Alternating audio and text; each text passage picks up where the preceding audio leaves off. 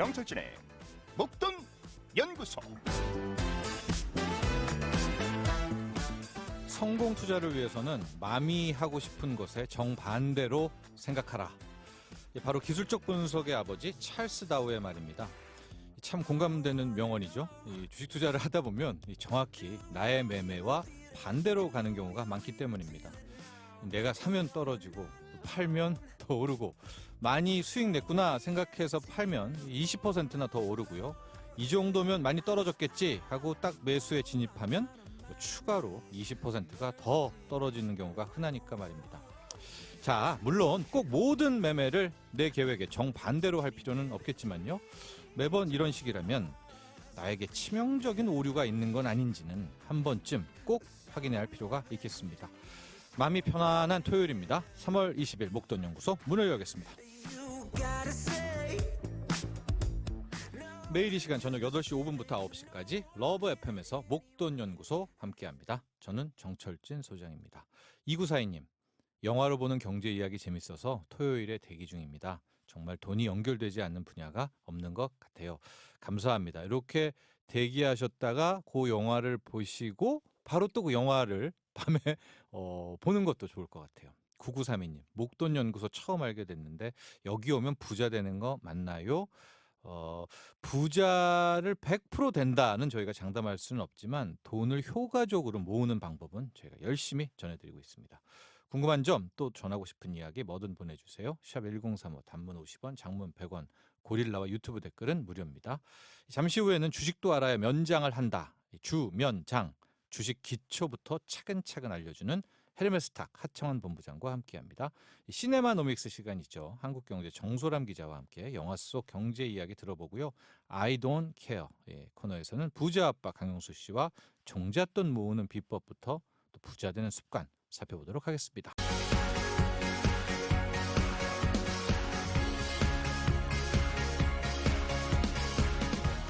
주식이 도대체 뭔가요? 주식 좀 시작해 보려는데 뭘 어떻게 해야 합니까? 뭐든 시작이 중요하고 기초가 탄탄해야겠죠. 기초부터 다지는 주식도 알아야 면장을 한다. 주면장, 헤르메스탁 하청환 본부장과 함께합니다. 안녕하십니까? 네, 안녕하십니까. 지난주에 우리가 이 캔들에 대해서 입문을 일단 했습니다. 그렇죠. 그래서 그 봉 하나하나가 뭘 의미하는지, 또 봉 몸통이 있고 또 선이 가운데로 쭉 수직선이 있지 않습니까? 네. 그게 뭘 의미하는지, 또 이게 양봉인지 음봉인지에 따라 다르는 것이고요. 이것을 아마 기억을 못 하시는 청취자분들은 다시 봐야 돼요. 우리 지난주 거를. 그렇죠? 그렇죠. 그 기본을 갖고 오늘은 바로 이 캔들 차트의 심화학습 편입니다. 네. 굉장히 캔들 보는 법이 책 한 권인데 그렇죠. 이걸 다 할 수는 없을 것 같고요. 그래서 우리가 이 하청환 본부장께 뭘 좀 기본 중에 기본의 심화의 기본을 한번 풀어가지고 뭐부터 할까요, 우리? 네? 아무래도 주식에서는 또 이제 매수가 굉장히 좀 중요하기 때문에 이제 하락하다가 상승 전환하는 패턴들이 여러 개가 있잖아요. 캔들이. 네. 거기에서 이제 뭐 대표적으로 영망치, 뭐 망치형 이런 게 있고 상승 형태형 이런 형식이 있는데 네. 그와 관련된 부분들을 오늘 좀 한번 살펴볼까 하고 있습니다. 그렇습니다. 이것만 일단 확실히 해도 네. 혼자서 또 독학할 때 도움이 될 겁니다. 그렇죠. 엄청 네. 도움이 될 것이죠. 네, 시작하죠. 네, 그래서 일단은 이번 시간에는 뭐 말씀드린 것처럼 이런 캔들의 여러 가지 부분들을 좀 알아볼 건데 일단은 뭐 책에서 보시면은 아마 이거를 그냥 딱 이름 정해놓고 이런 봉은 이런 특성이 있기 때문에 투자할 때 활용을 해라 네. 라고 나올 거예요. 근데 그게 이제 실질적으로 하나씩 있을 때는 우리가 이제 감을 잡을 수가 있어요. 그래, 우리가 아는 게 나왔어. 네. 드디어 이거 해봐야지 했는데 네. 막상 이제 실전에서 진행을 해보면 그게 좀 잘 진행이 안 되거든요. 왜냐면은 캔들이 장 중에 보면요, 이게 움직이잖아요. 네. 근데 우리가 책에서 배울 때는 다 결과가 딱 끝까지 나왔을 때거든요. 그래서 그 캔들 자체가 형성되는 거를 계속적으로 생각을 하시고 그 장중의 흐름에서 어떻게 움직이는지를 보는지가 굉장히 중요하거든요. 그래서 네.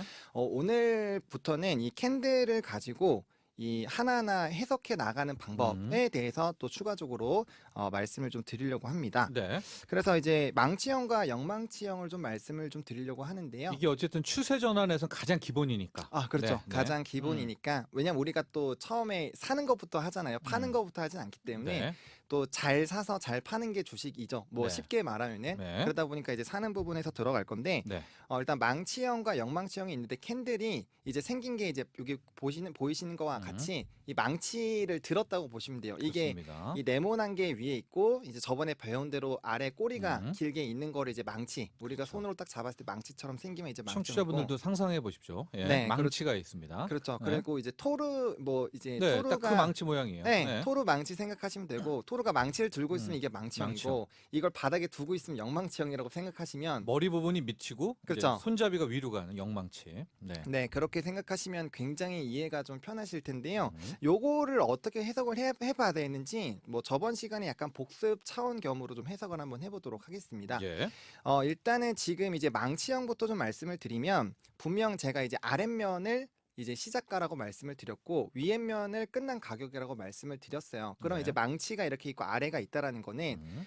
시가랑 종가는 어느 정도의 그런 면을 구성을 하고 있지만 저가가 굉장히 밑으로 많이 내려갔다라는 거잖아요. 그렇습니다. 지금 우리가 양봉 기준으로 얘기를 하고 있는 거죠. 그렇죠. 네, 네네네. 양봉 기준으로 말씀을 드리고 있는데 저 캔들을 우리가 어떻게 이해를 할 수 있냐면은 어떻게 보면은 이제 시작가부터 결과적으로는 끝난 가격은 위로 와 있는데 아래 꼬리가 길었다라는 거는 그날 분명 매도세가 굉장히 많이 나와서 그렇죠. 주가가 밑으로 많이 내려갔다가 음. 다시 올라와서 위로 갔다라는 거잖아요. 매도를 이겨냈다. 우리가 그렇게 그렇죠. 표현하죠. 네, 그렇죠. 네. 매도가 많았는데 그걸 음. 이겨냈고 매수가 많이 들어왔기 때문에 결과적으로 이 모양이 나왔다라는 거는 네. 사람들이 굉장히 이 종목에서 이 가격대부터는 사고 싶은 심리가 굉장히 강하게 들어온다라고 볼 수가 있는 거예요. 네. 그러다 보니까 이게 주가가 계속 하락하다가 바닥권에서 이 이제 바닥 라인에서 이 캔들이 나오게 됐을 때는 네. 드디어 사는 사람들이 많아졌네. 그러면은 이제 사는 사람들이 점점 많아지면 주식의 가격은 올라가다 보니까 이게 추세가 하락 추세에서 이제 상승 추세로 바뀌지 않을까라고 고민을 할 수 있는 그 시작 단계라고 보시면 될 것 같아요. 이제 확률이 높다는 거고요. 그렇죠. 네, 주식의 100%는 없기 때문에 네. 당연히 이제 확률이 중요하고 그래서 이제 저희가 좀 있으면 이제 연속봉이라고 해서 그 신뢰도들보다 높일 수 있는 그런 캔들을 또 이해를 해볼 건데요. 그리고 또 이 망치형이 위치가 중요하잖아요. 주가가 올라가는 쪽이 아니라 쭉 떨어지는 어디에선가 그렇죠. 띵 큰 망치가 나오면 그렇죠. 아 이제 좀 네. 하락세가 멈추나? 뭐 이렇게 우리가 받아들이면 되는 거죠. 그렇죠. 네. 이제 그때부터 우리가 이제 매수를 할지 말지 굉장히 크게 고민을 하면서 물론 이제 주식 투자하면서 제가 저번 시간들에서 계속 말씀드렸던 거는 자신만의 투자 원칙이 있어야 된다고 네. 말씀을 드렸기 때문에 그렇습니다. 그 부분을 활용하셔가지고 이제 나만의 매매 원칙을 만드시면 되는 거에서 그 캔들을 이용해서 이제 그 시점을 좀 잡아나가는 방향으로 보시면 될 것 같고요. 네. 자, 영망치형은 요것도 지금 제가 그림으로는 파란색으로 좀 들고 왔는데 사실 신뢰도는 요것도 당연히 빨간 양봉일 때가 훨씬 더 높습니다. 네. 아무래도 이제 요걸 또 해석을 하다 보면은 이 망치가 아랫면에 있잖아요. 아래 위치하기 때문에 시작 가격에서 위로 많이 올라갔다가 그 다음에 결과적으로 밑으로 내려와서 끝나기는 했지만 그날 굉장히 매수세가 많이 들어왔다라는 거거든요. 네. 그러면 이제 하락 추세에서 이렇게 윗꼬리가 위에 고가로 많이 올라가는 거 이제 윗꼬리가 발생됐다라고 네. 표현을 하는데 그게 나타났다라는 것만 해도 사람들이 뭔가 아랫부분에서 많이 살만한 요인이 있었다라는 거죠. 그러다 보니까 이것도 추세에 좀 전환이 될 수 있지 않을까라는 그런 기대감이 발생이 되는 거고요. 당연히 이게 이제 양봉으로 나오게 되면은 시가와 종가가 위치가 바뀌기 때문에 네. 당연히 신뢰도는 훨씬 더 높아집니다. 그래서 실전에서 이 파란색의 영망치형이 나오게 됐을 때는 네.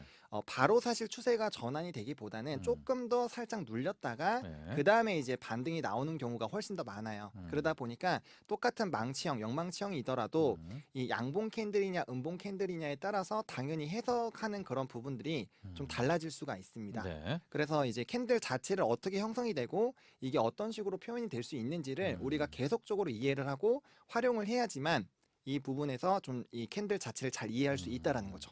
계속 좀 음미해야 될 것 같아요. 아, 그렇죠. 이걸 기계적으로 암기하는 거 말고 그렇죠. 왜 이런 봉 모양이 나왔을까? 네. 앞서 말하는 그 영망치에서도 네. 그 음봉이었다면 네. 위에 매수도 다 까먹었고요. 그렇죠. 그렇죠. 예. 시초가보다 더 밑으로 이제 떨어지게 됐으니까 네. 아직까지는 매도가 강한가? 뭐 이렇게 또 우리가 생각해 볼 수도 있는 거잖아요. 그렇죠. 예, 좀 네. 바로는 안 들어가야 되겠다. 이런 결정도 자기가 해볼 수가 있는 거고요. 네, 충분히 그런 네. 의사결정을 할 수 있기 때문에 이게 캔들을 근데 그냥 단순히 외워버리면 맞아요.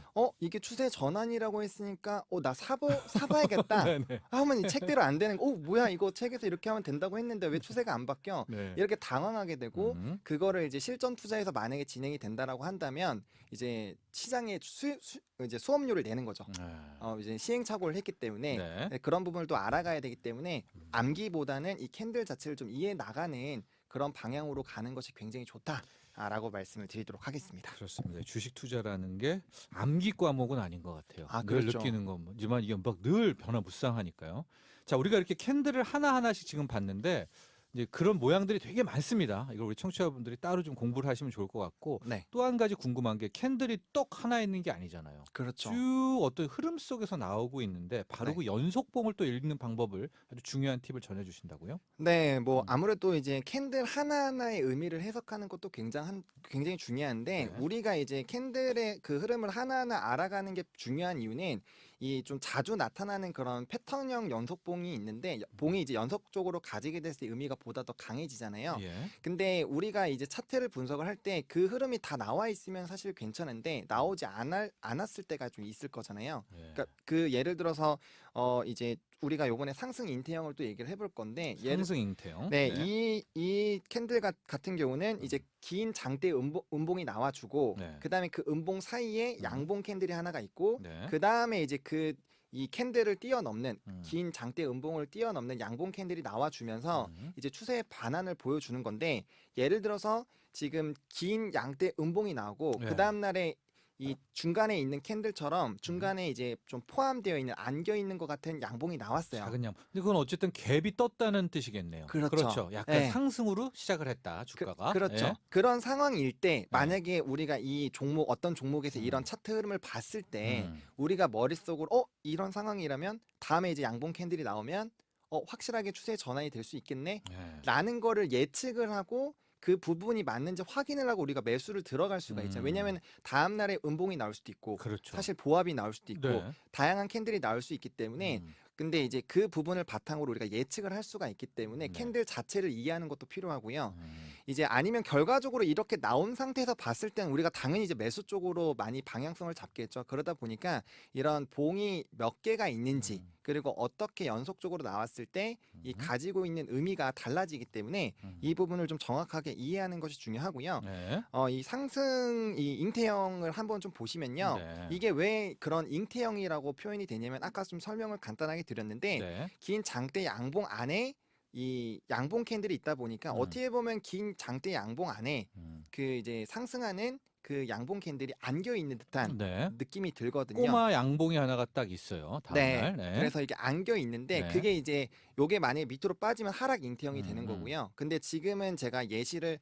상승하는 걸로 했기 때문에 네. 상승 잉태형이라고 불러 일으킵니다. 네. 그래서 이 캔들을 이렇게 해서 이건 추세 변환이다라고 외울 수가 있지만 아까 말씀드린 것처럼 긴 장대 음봉이 나왔다라는 거는 그 이제 우리가 배운 대로 해석을 해보면 시작가보다 끝난 가격이 굉장히 많이 내려갔기 때문에 네. 그날 분명 팔고 싶은 사람들이 많았다라는 거잖아요. 그렇죠. 많이 팔았고 또. 네, 이미 많이 팔았고 네. 결과적으로 이렇게 나왔는데 그 다음 날에 말씀해 주신 것처럼 이제 갭을 띄우면서 종가보다 많이 위에 시작가가 시작을 하다 보니까 네. 갭 상승을 해주면서 끝났잖아요. 네. 그러면은 갭이 일단 나왔다라는 거 나중에 배우겠지만 갭이라는 거는 이 투자를 하고 있는 사람들의 매수 매도의 심리가 급격하게 변할 때 이 호가창이라고 있는데 네. 이 각 호가가 있잖아요. 네. 그게 비는 거를 갭이라고 하잖아요. 네. 그런 상승이 나왔다라는 거 그만큼 매수세가 뭔가 강하게 나타났다라는 거잖아요. 그러다 보니까 이 캔들 자체로 이해하게 됐을 때 굉장히 안 좋고 결과가 좋지 않았는데 다음 날에 이렇게 좋게 움직임이 나왔다라는 거는 그 다음을 기대를 해볼 수 있다라는 거죠. 그렇죠. 아직까지 그 종목을 사랑하는 사람들이 많다. 또 그렇죠. 이렇게 매수세가 살아있다. 네, 그렇죠. 네, 그런 상황에서 네. 이제 그 다음 날에 마지막으로 장대 양봉까지 나와주다 보니까 그러면 이거 강한 매도세가 나왔던 거를 다 뒤집어 엎는 매수세가 나왔구나. 네. 그러면은 지금 시점부터는 팔려고 하는 사람보다 살려고 하는 사람들이 굉장히 많구나라는 그런 심리를 이해할 수가 있고요. 그 상태가 된다면 당연히 사고 싶은 사람이 많아지면은 주식은 주가가 올라갈 수밖에 네. 없거든요. 네. 그러다 보니까 우리가 이 시점을 매수 타이밍으로 잡고 들어갈 수가 있는 거죠. 그러면은 우리가 음봉이 하나가 큰 게 떴어요. 네. 그 와중에 이제 두 번째 날에 약간 갭을 띄워가지고 작은 꼬마 양봉이 뜨고, 네. 그리고 세 번째 날에 완전한 큰 양봉이 뜨면서 전일의 음봉에 이걸 완전히 제치면서 올라갑니다. 네. 그럼 우리의 매수 타이밍은 그 3일째 들어가는 건가요? 아니면은 그거까지 보고 그 다음 날 4일째 들어가는 게 확률적으로 어떻습니까? 확률적으로는 3일째에 그 이제 끝나기 전에 그 이제 긴 장대 음봉의 그 시초가를 네. 뚫고 올라갈 때가 바로 매수 타이밍입니다. 그렇죠. 근데 올라갔다가 이게 다시 뭐 쭉 내려올 수도 있잖아요. 아, 그렇죠. 예, 네, 예, 그게 이제 위에서 끝나면 당연히 그쪽에서 막대기 그 봉이 되지만, 네, 그렇죠. 그래서 네. 그 부분이 좀 걱정되시면 꼬리가 꼬리로 변할까 봐. 꼬리로 변할 수가 있기 네. 때문에 그 부분이 걱정이 되시면 당연히 그 다음 마감이 날. 다 되고 아. 그 다음 날부터 들어가도 늦지가 않습니다. 네. 그러니까 주식을 할 때 굉장히 중요한 게 음. 지금 굉장히 좀 중요한 얘기를 해주셨는데 네. 이게 그렇게 될 거다라고 예측하고 들어갔을 때는 음. 사실 조금 후회를 할 일이 생길 수가 있어요. 네. 말씀해주신 대로 뭐 이 모양은 비슷하지만 네. 물론 그렇게 됐을 때 이제 다음 거리에 무조건 양봉이 나와줘야 된다는 전제가 붙은 상태에서 근데 들어가야죠. 네, 들어가야 되는 거예요. 네. 거기서 이제 음봉이 네. 나오면 이제 혼란스러운 거. 네. 뭐야? 우리가 배운 거는 이건 이렇게 돼야 되는데 이게 안 됐네. 왜 한다고 전화할지 몰라요, 우리 하지만 아, 본부장한테. 그러니까요. 네. 그래서 당연히 결과적으로 음. 말씀해주신 것처럼 확실하게 나왔을 때 들어가는 것이 가장 좋고요. 그래서 매수는 사실 급하게 하시면 안 됩니다. 네. 매수는 물론 우리가 이제 욕심이 나중에 이제 욕심이란 부분도 배울 건데 네. 주식을 하다 보면 항상 욕심이 생겨. 그게 뭐냐면 나는 가장 최바닥에서 사고 싶다. 그리고 나는 가장 높은 가격에서 전량 매도하고 싶다. 네. 이런 생각을 하는데 사실 그거는 주식하면서 해보셔서 다들 아시겠지만 불가능하죠. 불가능한 네, 일이거든요. 네, 네. 근데 사람 욕망이 어쩔 수가 없어요. 네. 그러다 보니까 그 매수는 사실 한 박자 늦게 하는 게 더 좋고요. 음. 매도는 한 박자 빨리 하는 게 더 좋아요. 네. 그게 이제 주식 격언으로는 무릎에서 사서 어깨에서 팔아라죠. 네. 즉 무조건 아쉬움은 남을 수 있지만 그것 자체가 우리가 잘못된 의사결정을 해서 후회하는 것보다는 훨씬 더 나을 수 있다라는 거죠. 네. 네, 좋은 말 해주신 것 같아요. 네.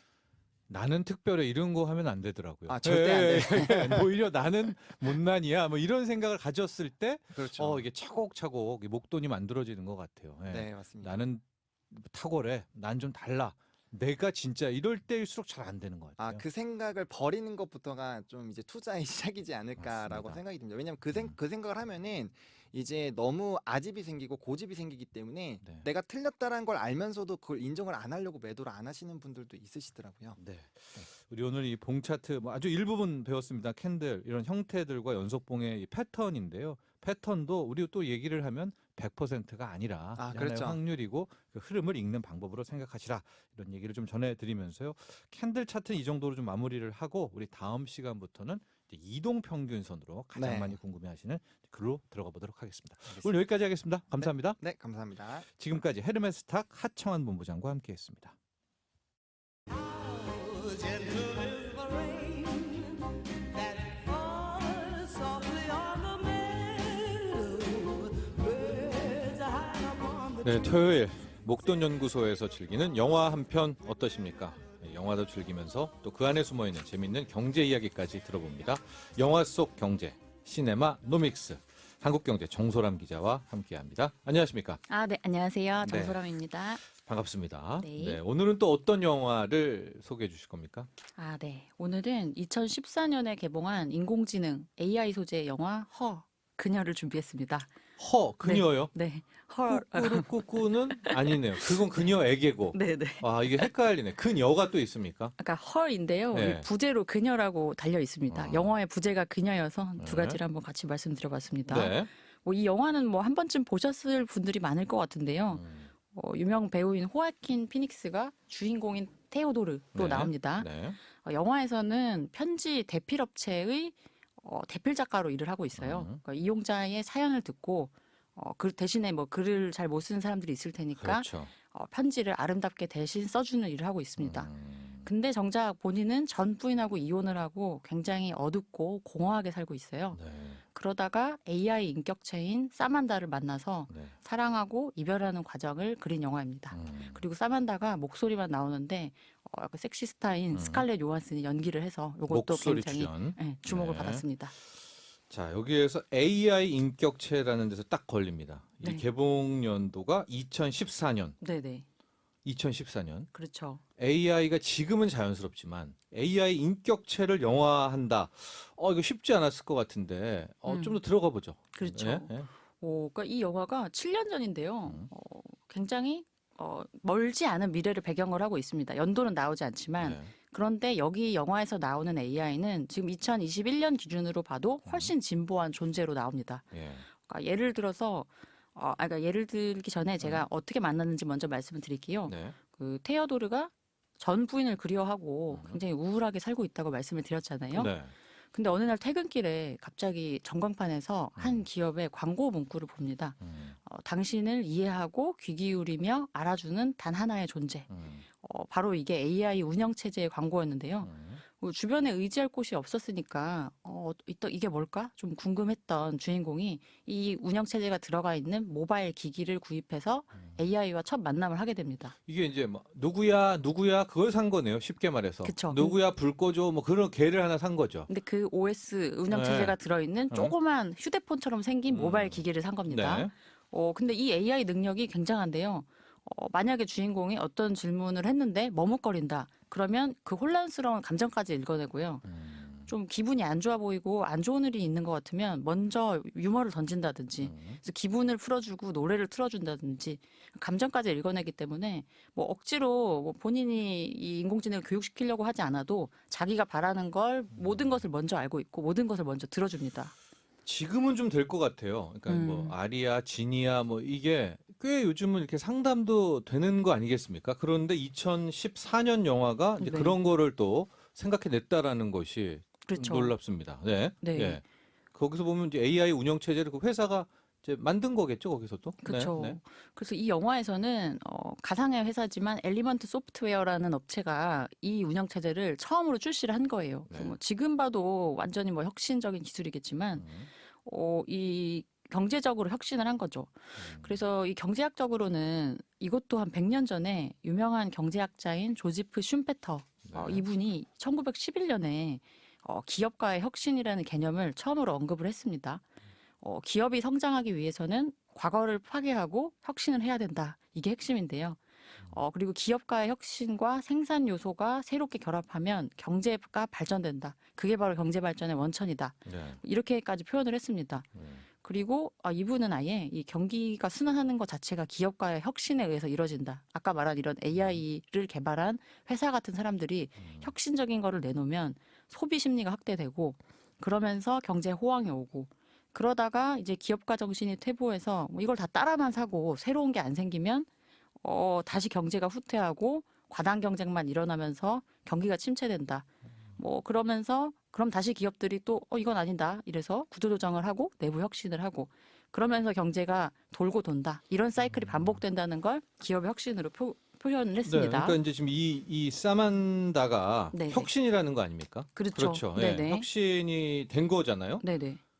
그게 뭐 어떻게 표현이 됩니까, 영화에서는? 그러니까 영화에서는 이 혁신이 그 전에는 네. 이 기업의 운영 체제가 나오기 전에도 네. AI가 있긴 있었어요. 그러니까 예. 예를 들면 주인공이 사만다를 만나기 전에도 AI로 이미 하루하루를 관리를 합니다. 그러니까 지금 말씀하시는 우리 뭐 시리아 뭐 이런 빅스비 이런 거 부르는 것처럼 해서 말로 그냥 뭐 이메일 삭제, 뭐 다음에 하기 이런 네. 식으로 간단한 업무는 다 처리를 하는데요. 그렇죠. 뭐 가고 싶은 것도 요즘 다 말하잖아요. 네네, 예, 그쵸. 목동 SBS 하면은 촥 갑니다. 네, 저도 예, 그렇게 예, 오늘 예, 왔는데요. 예, 예. 근데 이 AI는 한 차원을 더 뛰어넘습니다. 네. 괜히 혁신이 아니고요. 네. 그러니까 우선은 인간이 대체할 수가 없는 수준의 업무 비서 역할을 합니다. 어떻게요? 그러니까 몇 년을 묵혀놓은 컴퓨터 하드디스크, 뭐 저도 네. 정리를 잘 안 하는데요. 음. 이거를 알아서 몇 초 만에 분류해서 깔끔하게 정리를 다 해놓고요. 시키지 네. 않았는데. 네. 그리고 뭔가 이제 사만다라는 이름도 본인이 지은 거예요. 근데 너 이름 뭐 할래? 이렇게 했을 때 한 0.02초 만에 뭐 전 도서관에 있는 책을 18만 개의 이름을 검색해서 네. 딱 골라가지고 가져올 정도로 굉장히 진보한 수준의 AI죠. 그리고 뭐 수동적으로 응답하는 게 아니라 뭐 사람의 감정을 읽는 게 가장 혁신적인 부분이라고 할 수 있을 것 같습니다. 네. 그러니까 일단은 감성과 직감 이걸 가지고 있고요. 그러니까 테오도르하고 실제로 데이트도 할 수가 있게 되고 네. 그리고 주변 사람들도 처음에는 AI하고 무슨 연애야 그리고 AI하고 무슨 인간적인 교류가 돼라고 네. 하다가 결국에 사만다를 만나보고 자신들도 다 AI와 친구가 되고 결국에는 자기들도 다 AI 운영 체제를 사요. 그러니까 혁신이 정말 이 소비자들에게 자연스럽게 확산하는 과정을 영화가 보여주는 것 같습니다. 이제 그러면서 이 AI와 사랑에 빠지게 되는 거 아니겠습니까? 그렇죠. 네. 제가 다 이해는 할 수가 있어도 왜냐면 그런 비서 있으면 좋죠. 뭐 네네. 얘처럼 똑똑한 애가 다 해주고 뭐 주인님 어디 몇 시입니다. 뭐 사장님들이 다 해주면 좋을 것 같은데 네.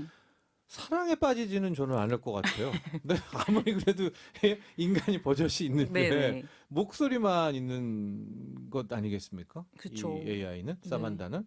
근데 어쩌다가 이렇게 이 친구는 우리 호야킨 피닉스는 가게 되는 겁니까? 사랑에 빠지게 되는 건가요? 이게 뭐 경제학적인 이유가 있을까요? 네, 뭐 경제학적으로 말씀을 네. 드려본다면, 일단은 사람 대신에 AI와 연애를 선택한 거는 경제학적으로는 기회 비용을 고려한 선택이라고 볼 수가 있을 것 같아요. 근데 그건 이제 분석인 거죠. 거기에서 테오도르가 그렇게 짜자- 얘기하진 않죠. 그렇게 얘기하진 네. 않고요. 네.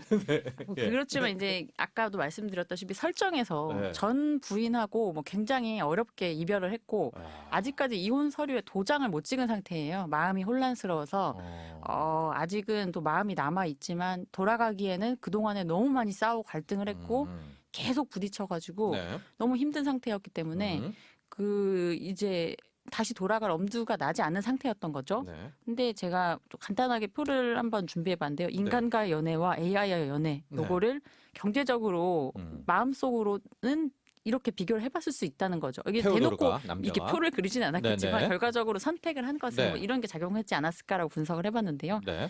그러니까 이 경제적으로는 아까 기회비용이라고 말씀을 드렸는데 효용과 기회비용이 있죠. 네. 얻는 것과 잃어버리는 것. 그렇죠. 쉽게 말하면 기회비용이라는 거는 어떤 선택을 할 때 제가 그 선택 때문에 잃게 되는 거를 기회비용이라고 할 수가 네. 있겠죠. 그래서 예를 들어서 뭐 제가 토요일에 뭐 30만 원짜리 알바를 할 수가 있는데 갑자기 뭐 제가 마음에 드는 분이 저한테 데이트를 하자고 하면 제가 그분을 만나러 가면 저는 30만 원짜리 그 일을 잃어버리게 기회비용이 되겠죠. 30만 원이죠. 기회비용이 네. 30만 원인 네. 거죠. 네. 근데 뭐 기회비용보다 이 사람을 만나서 얻는 효용이 저는 30만 원 이상이라고 생각하면 제가 이분을 만나러 가겠죠. 네. 뭐 그런 것처럼 뭐 네. 이 연애와 인간과의 관계도 경제적으로 볼 수도 있지 않을까 네. 제가 이렇게 분석해봤던 건데요. 네. 예. 그래서 인간과 연애, 아. 즉 전부인하고 생각해 보면 네. 얻는 것은 뭘까? 뭐 육체적, 정서적인 완전한 공감이 될 수 있겠고 네.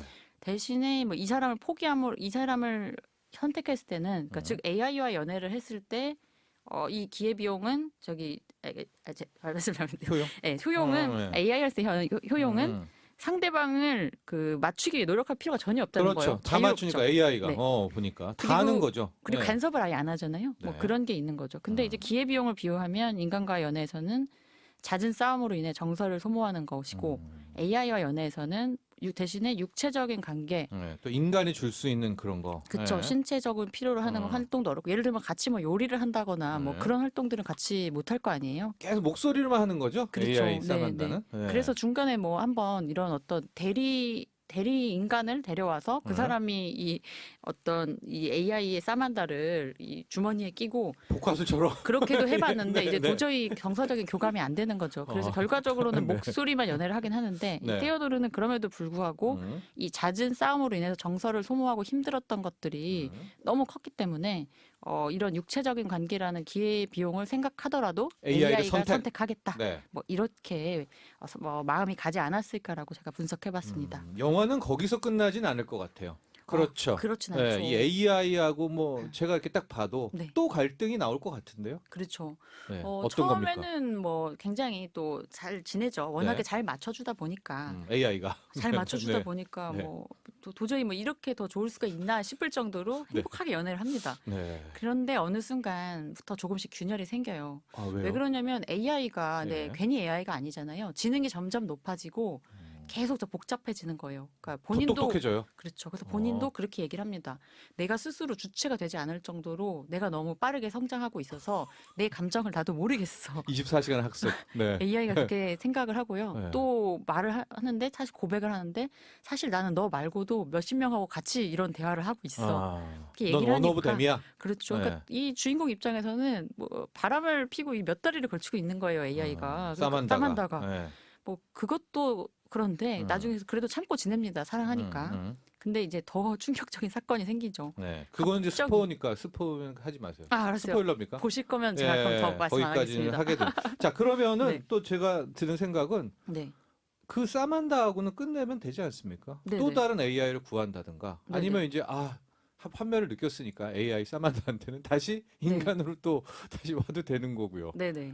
그렇지 않습니까, 근데? 그렇긴 한데 테오도르가 헤어지면서 굉장히 힘들어는 하지만 결과적으로는 다른 AI를 선택하는 대신에 전 부인에게 캐서린에게 편지를 보내는 걸로 제가 편지 내용은 자세히 얘기하지 않겠습니다만 네. 스포가 될까봐 네. 오히려 이제 자신의 감정을 표현할 줄 몰랐는데 이 AI하고 교류하면서 이렇게 마음을 표현할 수 있는 건가 하는 거를 배운 거죠. 그래서 어떻게 보면은 본인도 조금 성장하고 AI도 또 이 주인공과의 교류에서 성장하고 뭐 그런 뭐 선순환이 되었다고 볼 수도 있을 것 같습니다. 뭐 어쨌든 결론은요. 네. 결국은 인간이다라고 내려지네요. 그렇죠. 네. 근데 거기까지 과정이 좀 독특한가요? 왜냐면 보면 막 너무나 이 평점도 높고 네. 예, 팬들도 많이 있기 때문에 네네. 큰 줄거리만 보면 AI한테 갔다가 네. 다시 캐서린에게 인간에게 음. 왔다는데 네. 뭐 그럴 과정에서 좀 어떤 디테일이 좀 부각되나 봅니다. 디테일을 보시면은 뭐 예를 들면은 예. AI가 보여줄 수 있는 정말 미래의 모습을 제대로 영화가 구현을 하고 있죠. 그래서 이게 뭐 우리 기업들이 참고까지 할 만한 저는 영화라고 생각을 하는데요. 네네. 왜냐하면 지금 우리 기업들이 다 인공지능에 목숨을 걸고 있잖아요. 그렇죠. 그래서 뭐 저도 뭐 금융이나 이쪽을 담당하고 있지만은 뭐 다 AI 전문가들을 뽑는데 엄청 혈안이 돼 있고요. 네. 저도 궁금해가지고 뭐 관련된 책을 봤어요. 근데 AI라는 게 결과적으로 저 비용으로 미래를 예측하는 기술이라고 합니다. 네. 그러니까 방대한 양의 데이터를 탐구해서 패턴을 분석하고 그 다음에 이 사람이 어떻게 할까 이거를 예측하는 게 AI의 주 업무라는 건데요. 네. AI가 발전하면 할수록 이 예측을 하는데 드는 값이 싸진다고 합니다. 아, 그래서 이 값이 싸지면 또 이 예측이 산업 전반으로 확대가 되겠죠. 네. 그래서 예를 들면은 뭐 온라인 쇼핑몰에서 소비자 취향이나 구매 습관 데이터가 쌓이고 예측 능력이 높아지면 뭐 제가 AI가 추천해주는 물건을 살 확률이 커지고 그리고 제가 반품할 확률이 굉장히 줄어들겠죠. 그러면서 인간 스타일리스트는 점점 또 설 자리를 잃게 되겠죠. 그렇죠. 네. 그리고 기업들이 그래서 결과적으로는 나중에는 소비자가 구매 버튼을 누르기 전에 내가 먼저 얘는 이걸 원할 거야 하고 그 상품을 포장을 해놓는 것. 네. 그 단계까지 가는 게 그런 시나리오라고 합니다. 그렇습니다. 이제 그게 또 빅데이터 AI가 이제 네네. 만들어가는 이제 그런 세상이기도 한데. 네, 이 영화에서도 그러나- 이 부분이 나옵니다. 예. 그러나 저는 네. 영화가 이게 결과가 좋은 게 네, 그럼에도 불구하고 다시 캐서린에게로 그렇죠. 오게 되는. 이 많은 기술에도 불구하고 음. 결국은 인간이다. 뭐 그런 네. 휴머니즘도 들어있는 영화라고 할 수 있을 저도 것 그래요. 같습니다. 저도 아무리 사만다가 AI가 뭘 다 해준다 하더라도 네, 저는 이제 잦은 싸움에도 불구하고 네, 인간 캐서린에게 이제 갈 것이다라는 생각을 하면서 저는 로맨티스트시네요. 이 영화로 정했습니다. 이건 네. 제가 못 봤거든요. 아, 네, 네네. 꼭 보도록 하겠습니다. 이번 주말에 꼭 보시면 좋겠네요. 네. 네. 오늘 여기까지 하겠습니다. 네, 네. 감사합니다. 감사합니다.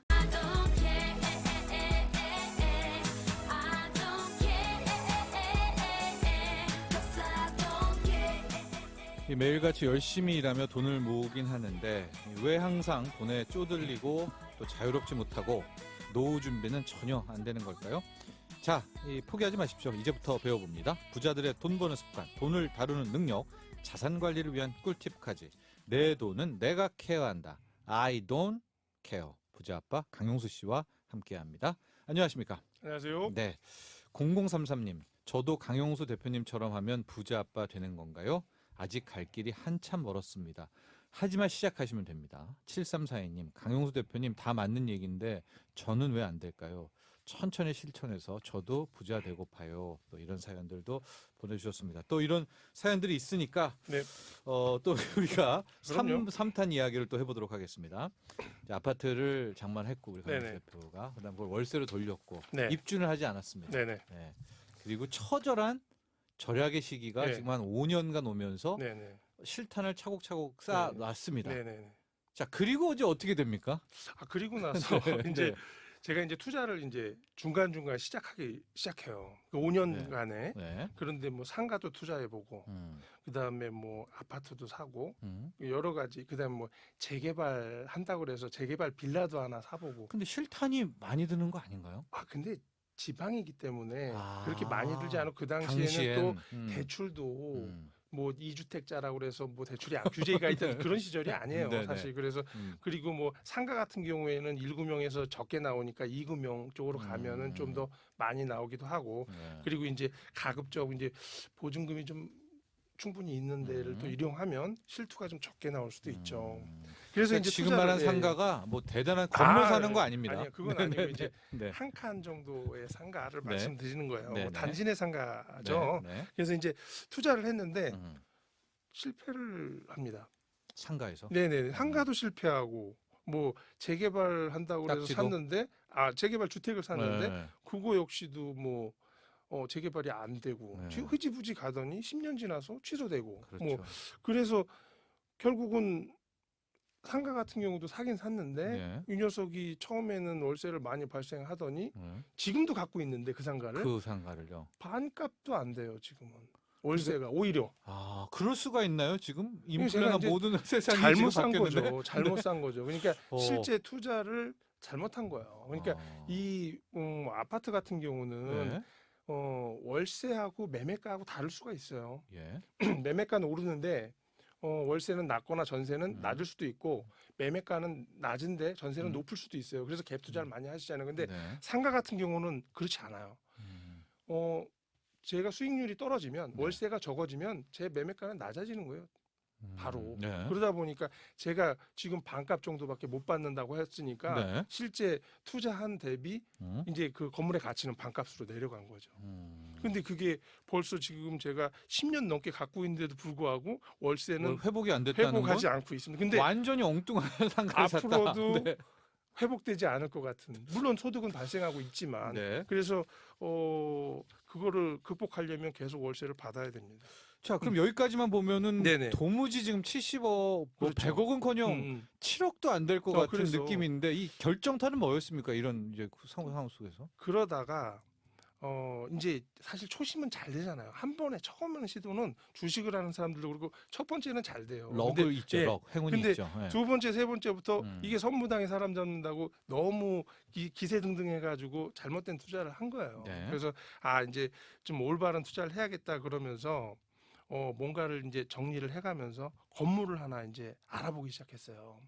근데 야 무슨 건물을 사? 왜? 무슨 돈이 있다고? 네. 그랬는데 실제 투자하는 비용이 한 2억 정도만 있어도 건물을 살 수 있겠더라고요. 몇 년도인데요? 예? 그게 2011년도요. 2011년도요. 예, 예. 그리고 제가 2015년도에도 예. 한 1억 갖고도 건물을 샀어요. 아, 근데 이게 네, 이제 사실 예. 이제 설명드릴 게 있어요. 네네네네. 근데 이게 뭐 1억짜리 건물이 어딨어 이렇게 얘기하실 수 있는데 네. 그거는 나중에 네, 설명을 하고. 좀 드리고요. 네. 일단 건물을 샀는데 음. 건물의 시가는 비싸겠죠. 건물이 뭐 한 1, 2억 하는 게 아니니까. 그럼요. 그런데 원룸 건물이다 보니까 네. 이거를 전세로 전환을 되면 보증금이 늘어나기 때문에 네. 실제 투자가 줄어드는 거예요. 네. 그러니까 기본 대출도 2, 3억 있고 음. 거기다가 방 호수가 많으니 네. 전세로 전환을 하면 네. 제가 실제 투자하는 비용은 적게 되는 거죠.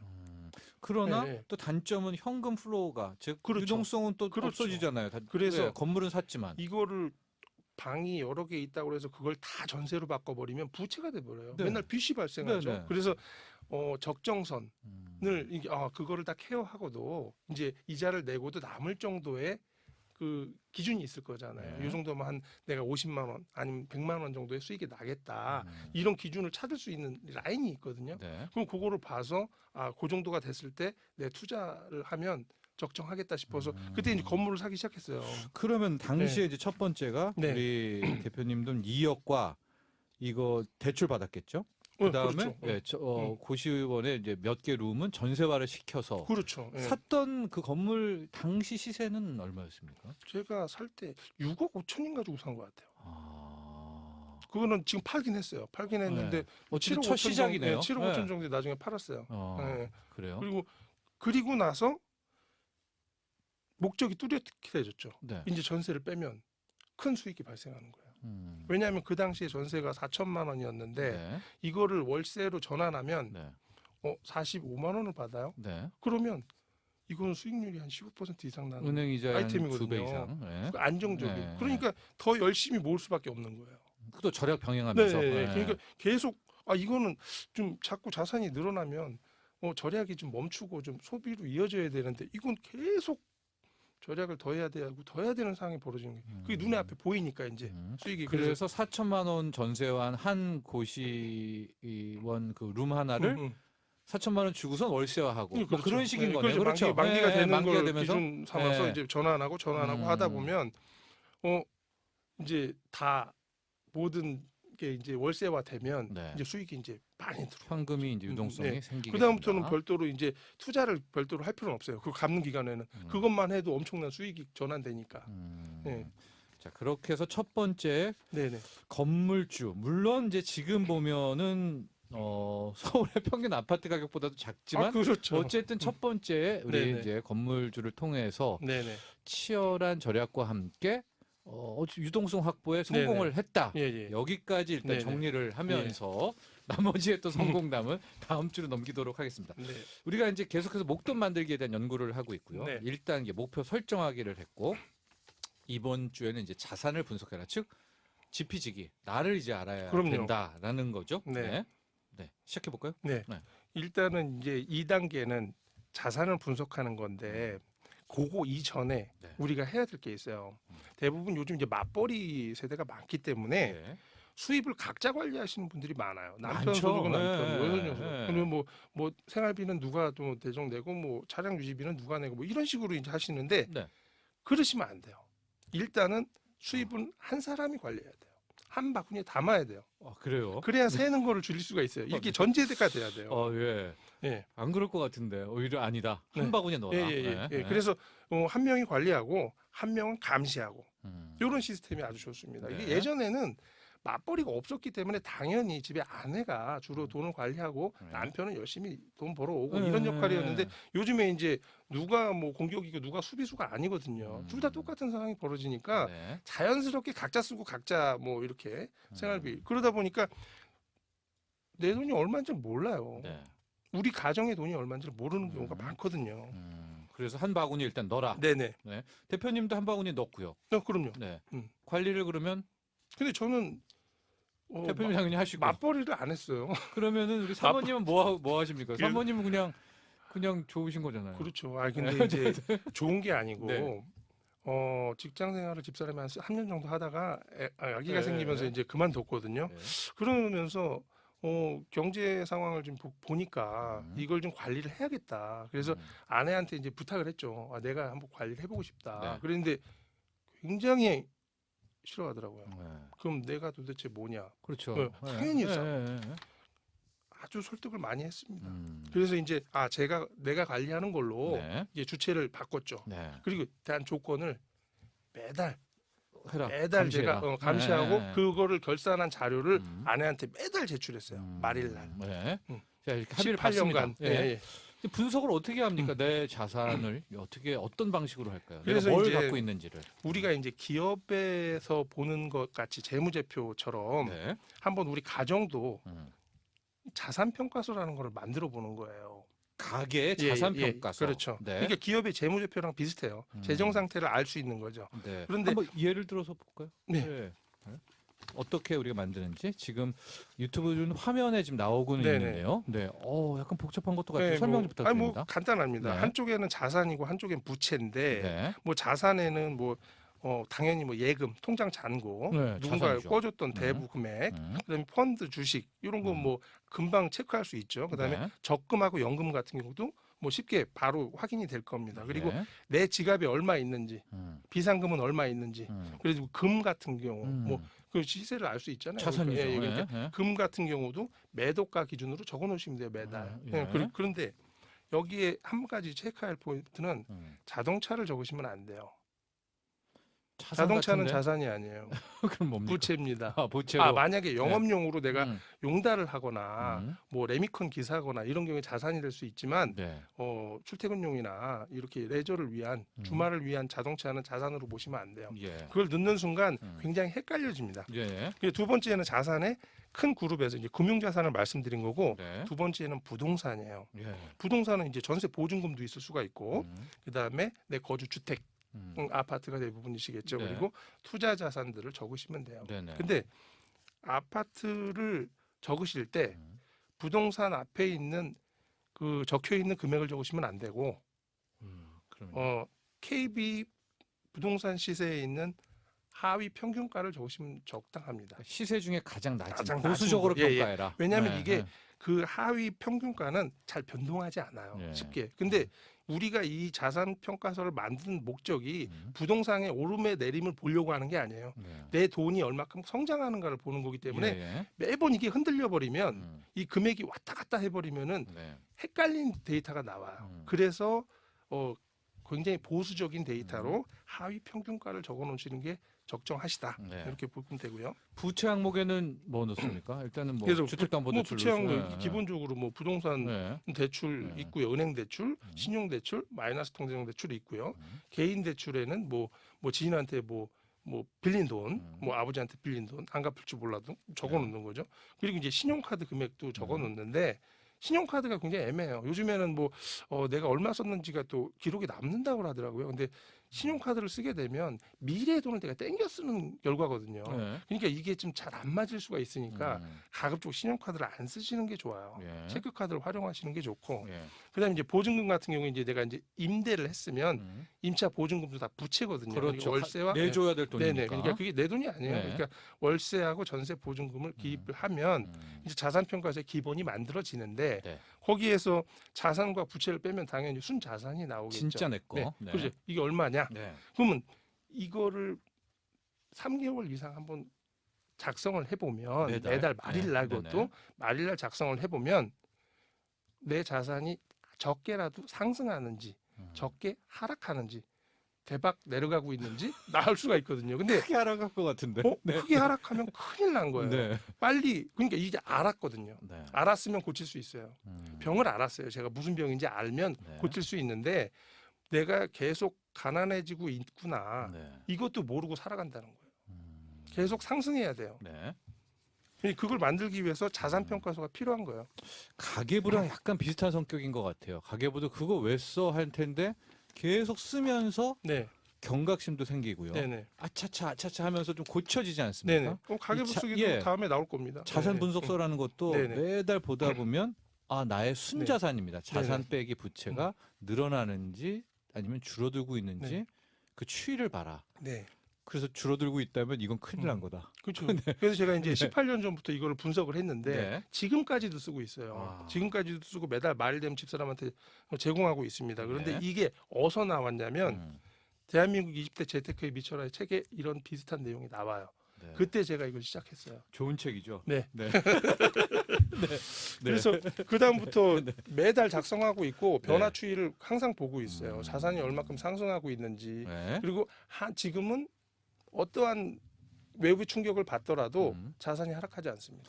그 양식들을 좀 네네. 우리 청취자분들이 얻고 싶다. 네네. 네, 그런 걸 제공을 해주신다고요. 네네. 네. 예. 뭐 양식 같은 경우에는 지금 이제 아까 차트로 보내드린 거는 이해를 하기 위해서 보내드린 거고 네. 실제 만들어지는 양식은 뭐 엑셀 서식으로 만들어져서 데이터를 넣으면 네. 이제 자동으로 이제 딱딱딱 입력되게끔 떨어지게. 네. 그리고 매달 이거를 시트를 복사해서 네. 다음 차트에 이렇게 넣으시면 되거든요. 그래서 네. 1년을 만드시면 그 파일이 완성되는 거고요. 네. 그럼 이제 다음 해가 되면 또 그걸 또 카피해서 네. 다음 해를 만들어 나가시면 이게 저희 이제 그게 우리 강용수 네네. 대표의 개인 블로그입니다. 그렇죠. 부자는 돈이 일하게 한다. 네. 거기 들어가면은 그냥 다 다운로드 받을 수 네, 있습니까? 거기에다 제가 링크를 걸어놨습니다. 다운로드 네. 받을 수 있게 그럼 거기서 받으시면 됩니다. 네. 오늘 한번 우리 청취자분들도 쫙 한번 한 2시간 네. 네, 마음 잡고 말을 하셔도 좋은데 미리 한번 미리 해보시는 한번 것도 쭉 해보시는 좋습니다. 것도 예, 좋을 연습 것 삼아. 같습니다. 예. 자, 일단 오늘은 이제 자산 평가까지 네. 해보고 네. 다음 또 3단계로 넘어가 보죠. 오늘 감사합니다. 네, 감사합니다. 지금까지 부자 아빠 강용수 씨와 함께했습니다. 정철진의 목돈연구소 광고 듣고 오겠습니다. 네, 오늘 여기까지입니다. 내일 저녁 8시 5분에 다시 오겠습니다. 여러분 편히 쉬세요.